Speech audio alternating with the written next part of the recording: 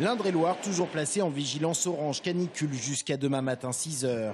Aujourd'hui, les températures ont atteint les 38 degrés en Touraine, 38 relevés à 17 h dans le Lochois ou dans le Chinonais, plus de 37 à Château-Renaud et 36,8 à Tours. Retour sur une journée de canicule. Chantier à l'arrêt ou au ralenti, des rues à Tours quasi désertées. Aujourd'hui en Touraine, tous les moyens étaient bons pour fuir le soleil. À la plage de Savonnières ce midi, une fois n'est pas coutume, ce sont les endroits à l'ombre qui étaient privilégiés. Petit pique-nique dans la glacière, petite baignade et petite sieste sur le petit matelas gonflable tranquillement. Très agréable. Peut-être presque un peu trop chaud, mais on va pas se plaindre. Avantage du lieu, une petite brise rafraîchissante renforcée par le courant de l'eau. Elle est super bonne. Ouais, ça va. Mais avec ces températures, difficile de résister à l'envie de piquer une tête. On va à l'eau régulièrement, on boit beaucoup, on mange des fruits, on se mouille les cheveux beaucoup aussi, et on se remet régulièrement à l'ombre. Avec des températures caniculaires, les cyclistes de la Loire à vélo souffrent quelque peu. La pause à l'ombre est méritée.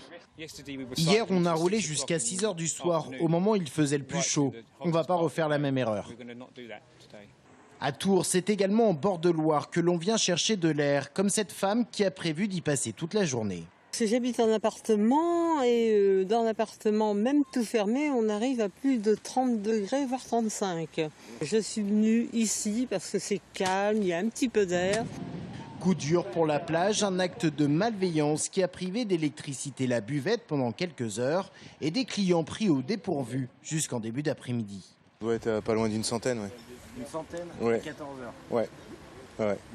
On avait déjà une trentaine de personnes pour midi qu'on n'a pas pu servir.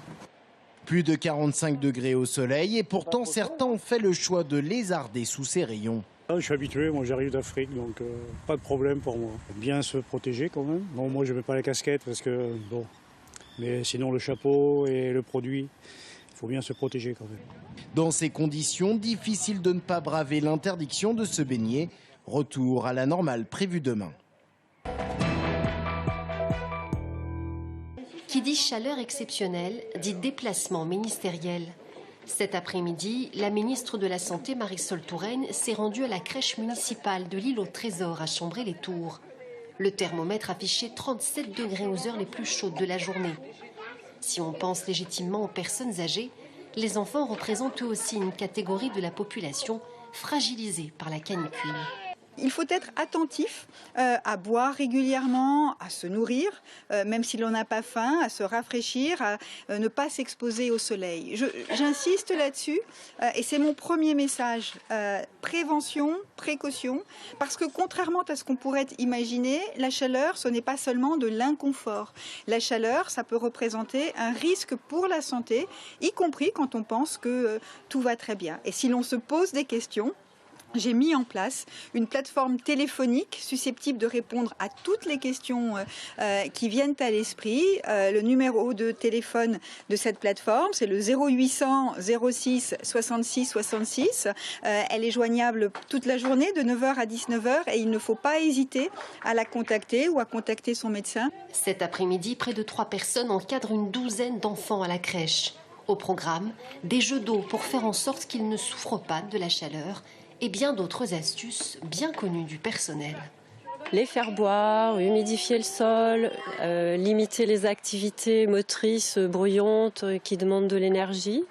Donc c'est les jeux d'eau matin, midi, soir, quand ils sont dispo et qu'ils ont envie. C'est aussi protéger, même si on est à l'ombre, avec de la crème solaire. La plateforme téléphonique mise en place par le ministère de la Santé depuis lundi a enregistré plusieurs centaines d'appels, essentiellement des collectivités locales et autres centres de loisirs. Changement de décor en haut de la rue nationale. Depuis vendredi soir, fini les slogans anti-loi travail sur les palissades de chantier, place à des graphes de monstres marins. Si l'intention n'était pas de cacher tous les messages des citoyens qui en sont à l'origine, je pense que ce serait vraiment chouette. Maintenant, ça n'est pas pour la culture et l'art du graphisme, mais bien pour cacher tout ça. Donc, ça fait un peu l'effet inverse car ça crée une polémique, donc ça met encore plus l'accent sur les messages qui étaient dessous. Ils me plaisent, ils sont...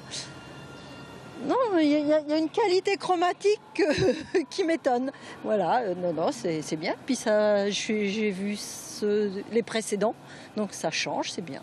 C'était plutôt extrêmement moche, même s'il y avait des choses qui étaient peut-être vraies de noter dessus. Mais là, avec ces petits dessins qui ont été faits, c'est quand même un petit peu plus joli. Mais je viens de voir à l'instant même, parce que je n'ai pas regardé ce matin, que des gens sont repassés à écrire.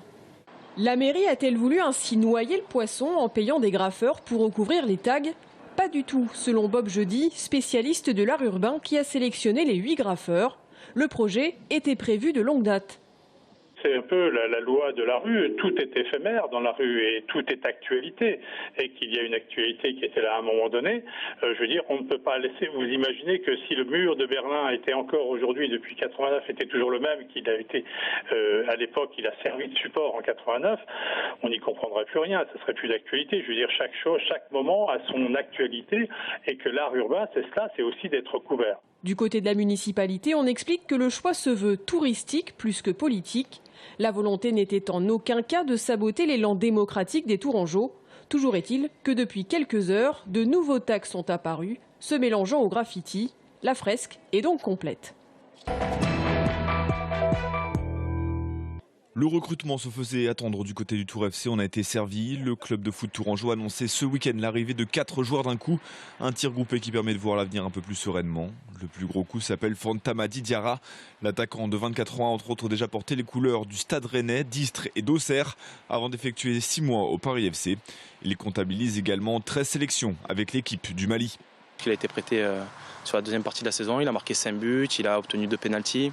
Il a tiré 2 fois sur la barre, donc c'est un garçon qui potentiellement pèse sur les défenses. Donc il a un petit retard de préparation évidemment, parce qu'on l'a récupéré que là.